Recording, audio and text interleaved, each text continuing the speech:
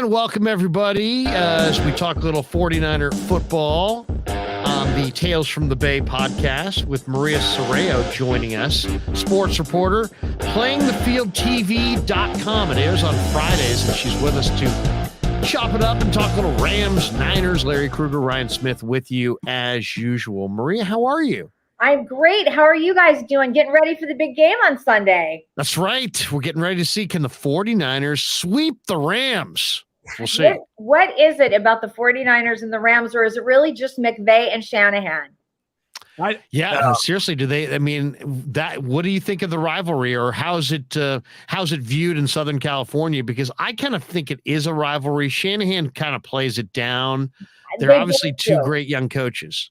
Yeah, they both play it down and say it's never about us. It's always about the Rams and the 49ers. But so interesting that the Rams just play their worst football when they play the 49ers, except that one last game last year, thank goodness. But yeah, it's definitely a rivalry for sure here, especially at SoFi Stadium. You will see many 49er fans for sure. Yeah, that we've all taken full account of. How does that play in Southern California?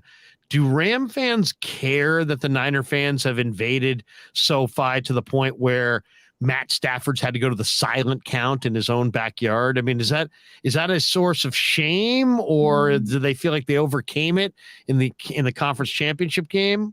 Well, how's that playing? They sort of feel like they overcame it when they won the Super Bowl, but it doesn't matter when all those fans come in. It's never a good thing. And there's always some chewing. You see people kind of in the stands, and it's not good. I mean, I don't know how long it's going to take them to really get a fan base in there, but it's a real thing now. Well, let's talk a little bit about the Rams for a second. Yeah. They're coming off the bye week. They're a well-rested team. They've been very much a one-dimensional team offensively. They ranked 31st in the NFL in rushing entering this week. The O-line has struggled with a bunch of injuries. Whitworth is no longer there.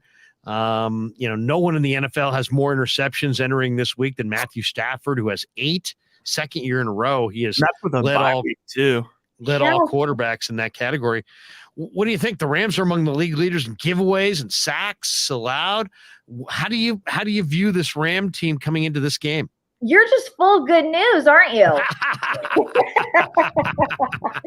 Here's the upswing with this is they're off their bye. We were in camp today at practice, and they're going to be getting 4 players back that they desperately need, and that is Brian Allen on the O-line, Van Jefferson, who they desperately need, back in the wide receiver core, and 2 defensive players in Troy Hill and Traven Howard. So those 4 guys hopefully will help a lot.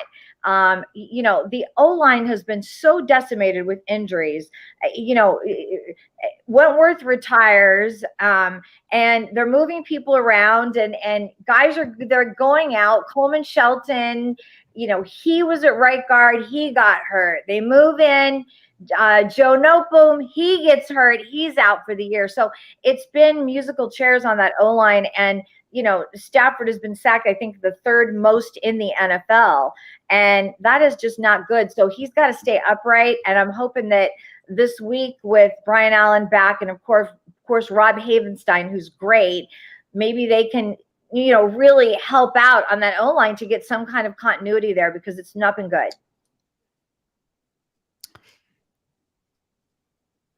Oh, shoot. We good? Yeah, go ahead, Ryan, if you wanted to jump in. Oh, yeah. I was just going to bring up, so I don't know, what do you feel like is the level, because you're down there. So I always find it interesting, you're around the locker room. Like, what's the vibe around the team? Is there a bit of sort of panic setting in at all? Or does it seem like everyone's still, No, it's way too early to panic for them. And they're not really a panicky group. Sean McVay is not a panicky coach. And I don't think that will happen until much further down the line if things are still not going well. And then, Les Snead, the magic man, will just come in and he'll get any free agent available. And all of a sudden they will be, a Los Angeles Ram, except you guys did sneak in that Christian McCaffrey one. So that's right. I thought for sure he was going to the Rams. I think everybody thought he was going to the. Do you think the Rams were? I mean, there was a lot of talk up here that the Rams were in the mix. Do you guys have confirmation down there that the Rams actually wanted McCaffrey?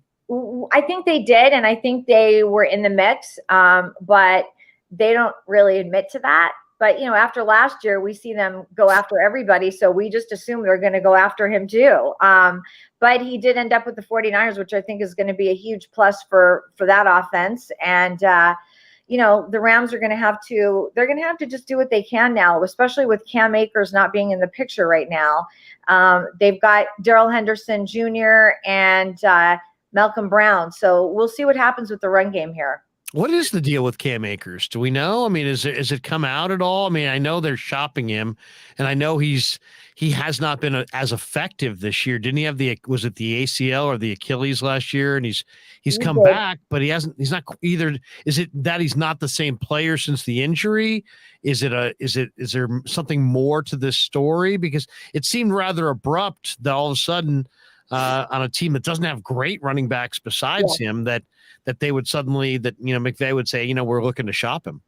Yeah, there's something in-house going on that they won't talk about, and we're all kind of scratching our heads like, well, what happened with that situation? I can tell you that last year Cooper Kupp reiterated to us when DeSean Jackson left the team that if you are not 100% in and the we not me mentality that they have, you're out. And so we don't know. All we can do at this point is assume because it's not a physical situation. So we ask every day, and Sean McVay just says we're working through some things and we're shopping him. So, it's a very weird situation to say the least. So very interesting. As far as the deadline goes, has there been any murmurs of any specific players? As a 49ers guy myself, I'm a little worried about maybe Kareem Hunt being the consolation prize, which would be, pretty nice. I'm more worried about Brian Burns. If somehow they got Brian Burns opposite Leonard Floyd, that would be a bad situation. That'd be a bad situation. We haven't heard anything yet, but that doesn't mean that any moment or any day we won't. But at this point, a couple of days ago, if you had asked, I would have said maybe McCaffrey, but he went north. So we'll see. How would you describe the fans down there as far as the momentum? Obviously, they won the championship, right? Yeah. So everybody loves a champion. And the Rams were in Los Angeles, in the 60s and 70s, and they had a lot of momentum before the Raiders ever moved down there. The Rams owned that town. Then the Raiders moved in. The Rams went to Anaheim, eventually went to St. Louis, and now have come back.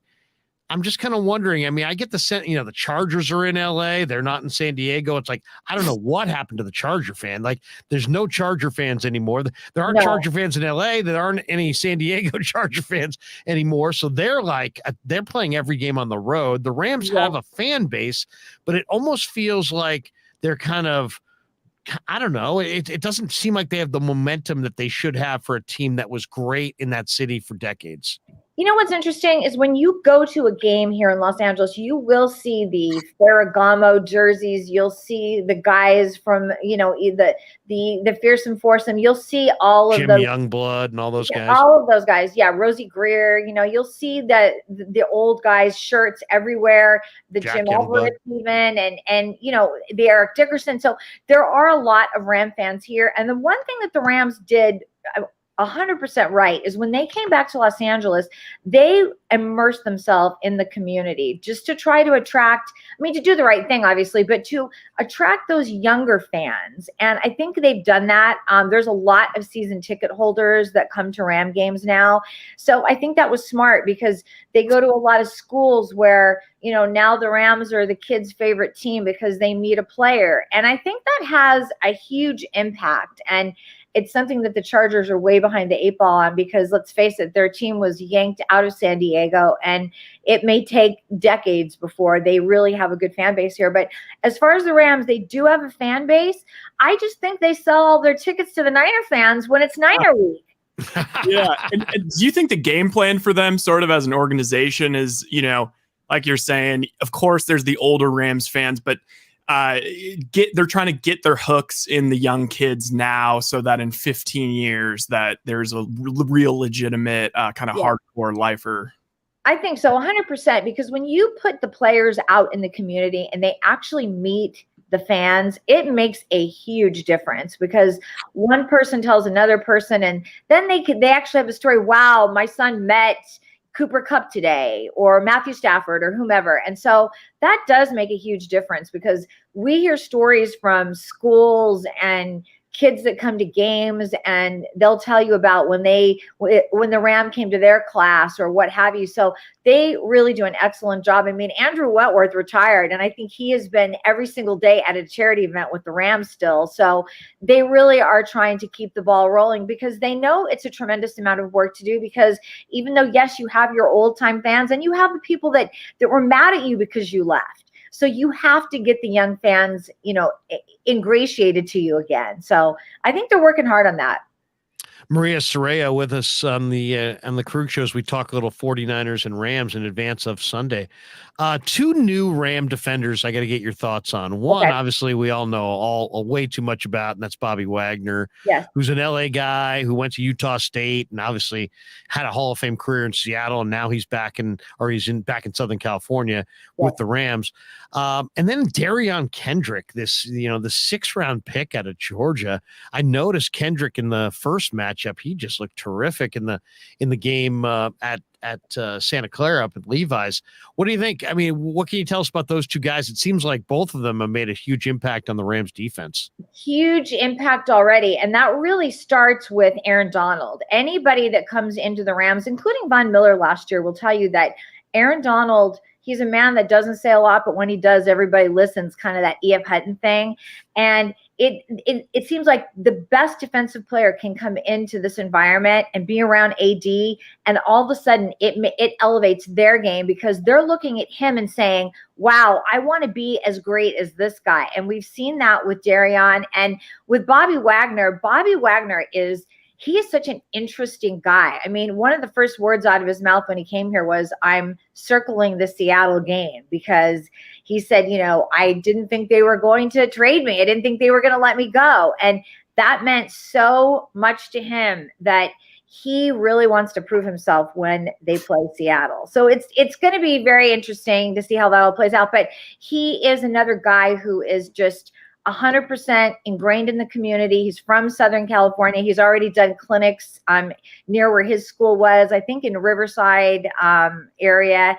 And so he's been just a great community guy as well. But both of those guys on the defense, they're feeding off the Aaron Donald, off of his mojo, which is helping the team. Huge.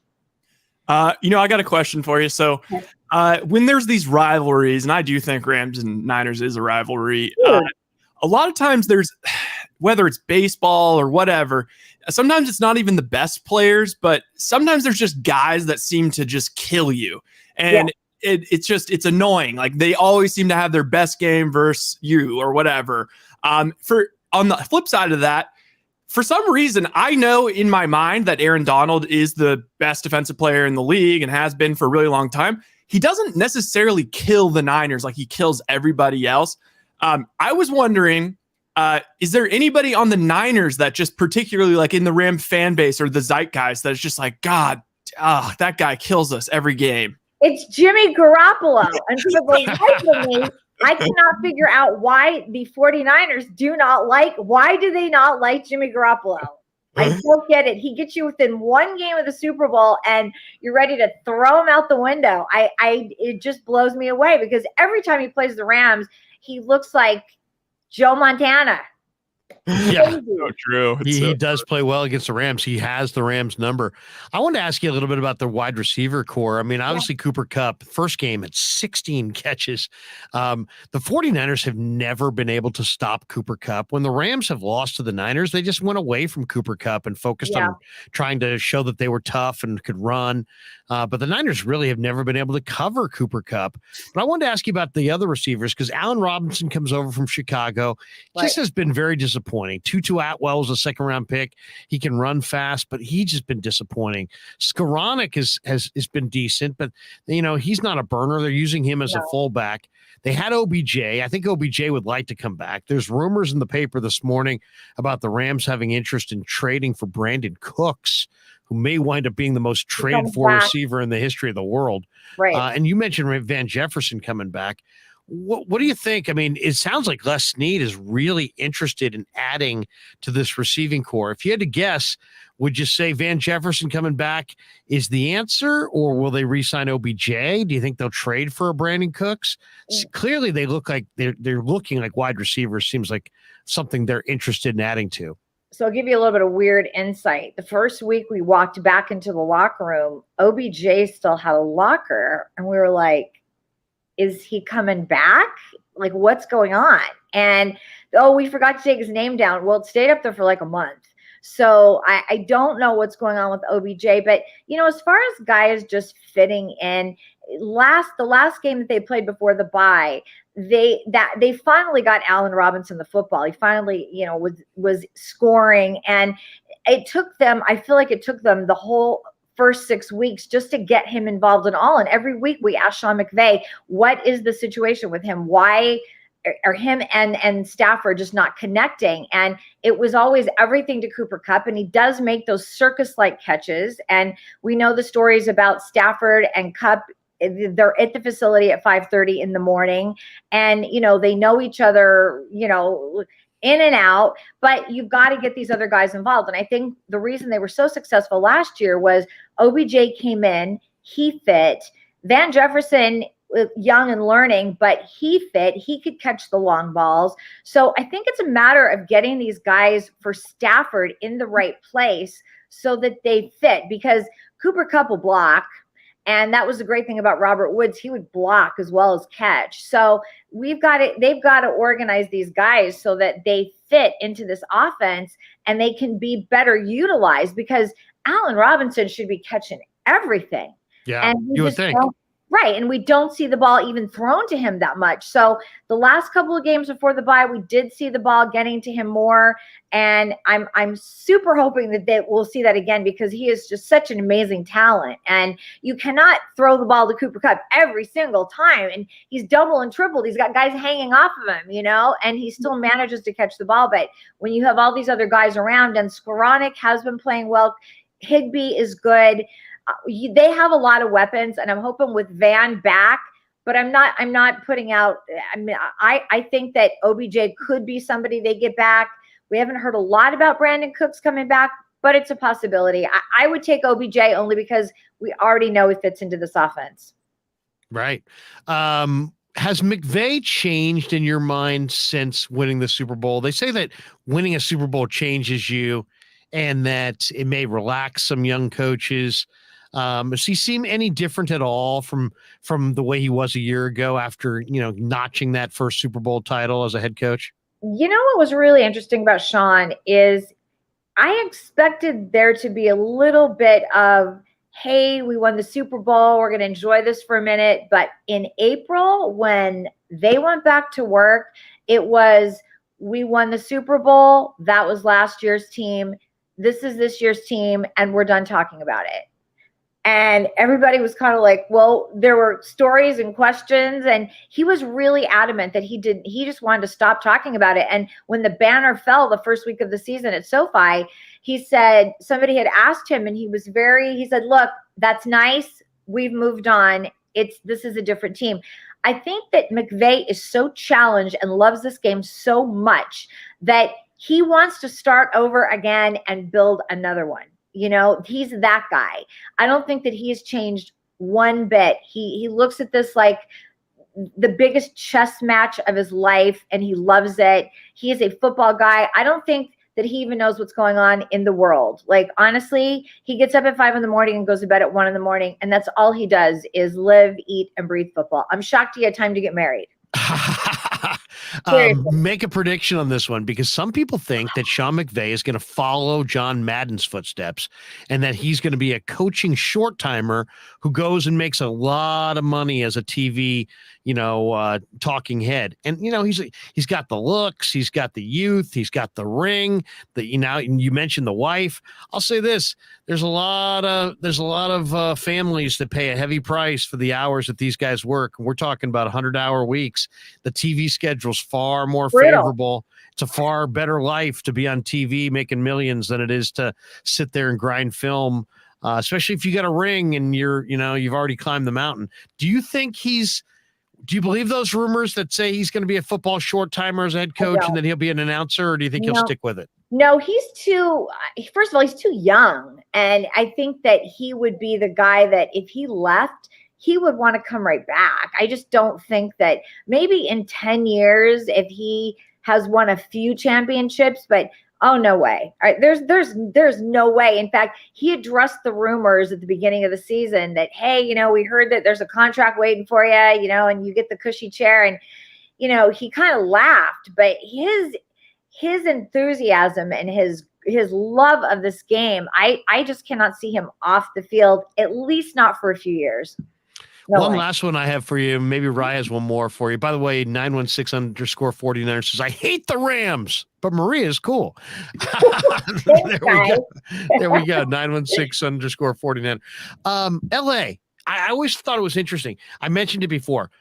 The Raiders, the Rams, the Chargers, LA without an NFL team for whatever it was, 15, 20 years. And my friends down there would say, hey, it's better. We get the best games on TV each and every Sunday. We don't have to worry about supporting some bad team through their ups or downs. LA, and my buddy said to me, LA doesn't care if it doesn't have an NFL team. But now the Rams are back. I'm just kind of wondering, where is LA?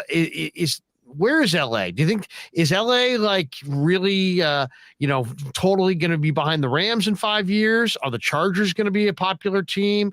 I know there are people there are a lot of Raider fans still down there. A lot of Raider fans. There are massive amounts of Raider fans. Yeah.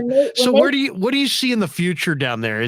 Do you see more fans that are just random? Like there's a lot of Niner fans there. Well, there's a lot of random fans here. In fact, I remember the years when we had no football team and you would go to different bars that would be like a Cowboy bar, a Niner bar, a Steeler bar. And I'm like, this is crazy.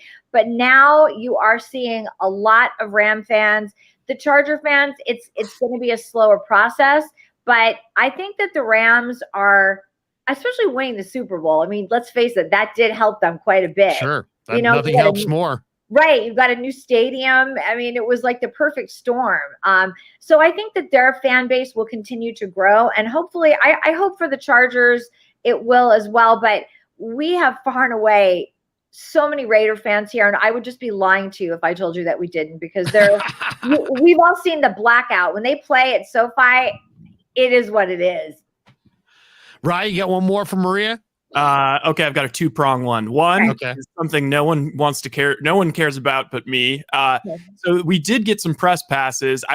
It's looking like we're probably not going to make it down there, but just on the chance we do, how bad is the parking situation and the getting SoFi / how bad, like, is it difficult to get to the media lot? No, I mean, you have to walk a little ways, but you can do that. You're young, you're healthy. Exactly. Come on, Ryan, you can do it. Don't be so freaking lazy. Yeah, you have to get down to a game. Come on. Okay. The stadium looks pimp. The stadium looks cool. I mean, it really does. Yeah, it's a great stadium. And I think the 49ers one is as well. It's a beautiful stadium. Yeah. Okay, then part two is, of course, I know you cover the Dodgers as well. Now we want to talk about the real rivalry here, right? Okay, so who is the coveted prize this year outside of Aaron Judge? Ooh, that's what if the Giants get Trey Turner and Aaron Judge? That would really be bad for us because they really need Trey Turner. That'll be so depressing for Dodger fans if they don't get Trey Turner. But if these teams don't get back to some hard-nosed baseball and not so much analytics, I mean, I think that's what ruined it for him. Sorry, but seriously, Maria, we're singing from the same Same song there. Where I'm not an analytics person either. How about Padres beating the Dodgers? How painful was that for LA fans? That was brutal. Okay, how do you beat a team all year and yet you cannot beat them in the biggest games possible? I mean, you just described the Niners last year versus the Rams. Yeah, that's true. Exactly. It's the same thing except it was baseball. So, you know what? Good luck to them. I don't know what they're going to do next year. They have money, but it takes a little bit more than that. It did. And as you guys know, with the same thing with the Giants. I mean, I would never be a Houston Astros fan because of what happened with the Dodgers, but Dusty Baker is a real manager. Yeah. There you go. And a former Dodger, won the 81 series. Now there's tons to do in LA. How do the Rams, how do they draw? Do they sell out every game? Is it standing room only? Or, cause you got the beaches, you got all kinds of things to do down there. I mean, You do, but I think now that we have football back here and basically every weekend there's a game. So it's pretty much sold out every weekend because it's the NFL. It's really the biggest game in town. I mean, the Dodgers always draw amazing. I don't know how people afford to go to football games, but they do. So, the stadium sells out, and think about it because, the other teams that are coming in, their fans that are here, they all want to go and see the games there. So it's a good time. I mean, it's fun and people enjoy being there. So it sells out.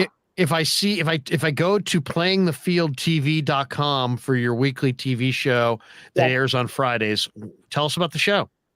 So basically what we do is a lot of one-on-one interviews. We did one with Michael Hoyt from the Rams last week and some different players. I like to find out more information about them, things that people may not know. I mean, everybody knows about the big players, but I like to sort of dig in and find out where other people come from, that kind of thing. So I usually do a feature, and then we do a lot of locker room interviews and things like that, what's going on for the week. And we do all sports. We do Lakers, Clippers, Dodgers, Angels, Chargers, Rams, and Kings and Ducks. So it's big. And then we do some auto racing we throw in there too. So we have a lot of fun. And once again, it's mostly just behind the scenes, getting to know guys, because we can always get highlights from TV, but you don't really get to know people. And that's the best part of my job, is I just get to sit down and talk to people like you guys or athletes or whomever and just have fun talking to them. So it's we're liking the fact that, the whole COVID thing, the masks and all that was so terrible, and not having the locker rooms closed. It was just, you couldn't cover teams the same way. You couldn't really give the same kind of insights that we can all offer now. Last one, give me your prediction. What's the prediction on Sunday's game? Do you really want me to give you a prediction? Yeah. What the heck? We'll give one. Am I going to give you like a score? Yes. Yes. Maybe we might even wager on this. We've been known to wager. Oh man. Well, I think the 49ers are going to win. Really? I hate to say that. You're the best guest we've had on all week. They prove me otherspot. I have to say you're going Niners. I'll tell you what, you're catching the Niners in a bad spot. She's going Niners. Got beat down last week. Jimmy Garoppolo, and you guys still never told me, why do people hate Jimmy Garoppolo so much? We know he's ugly. He's that's the thing. I mean, nobody likes him. That's what it is. Yeah, nobody likes him. He's not good looking enough. Yeah. I think that's Shanahan's problem, actually, but that's a whole other story. That's a whole other story. Yes. Maria, great stuff. Thank you for joining us. Are you on Twitter? If people want to get a hold of you and check out your show, tell people your Twitter handle and where they can find you. And once again, playingthefieldtv.com. It's a weekly TV show. It airs on Fridays. Yep, they can find me on Twitter at Maria Sports and on Instagram at Maria Sports. That is awesome. And we have a commercial that we play late in our thing that we're sponsored by Italian Sausage Company. Nice. And so I'm an Italian girl. I like that. Okay, so you want to hear a great you want to see a great video of a true authentic Italian voice. This is the man from New York. So that's why it says Maria's invited to Sunday dinner. I love that. Here we go. Watch this little video. We grew up with a Sunday dinner. That means no matter how busy you were, no matter where the hell you were, you came to dinner on a Sunday night. There you go. I love that everybody had dinner on Sunday night. What are you talking about? It's like a religion. Football and you eat dinner. That's what he does on the stage. He's like Sunday dinner without sausage. It's like a church without God. Yeah. And the best part is there's not enough references to the word hell in commercials. Well, no matter where the hell you were, you came to dinner on a Sunday night. That's right. You gotta love the authenticity. True. The Krueg show chat is loving you, by the way. The chat. Seriously, you should join us for one of our post-game chats. I don't know what you're doing after Warriors or something. Or maybe I was thinking maybe Sunday the Niners play the Rams. We'll do our show pregame to London, our postgame to London. Then we'll do a live stream later that night. Would you like to join us Sunday night after Rams 49ers? What time do you think it would be, Rye? Yeah, what time? 8 o'clock. Something like that. Probably like 8. Yeah. Yeah. It's gonna be several hours after the game. So the game goes it's a 1:25, right? 1:25 Sunday. So maybe we'll be ready to roll around maybe 7 or 8, something like that.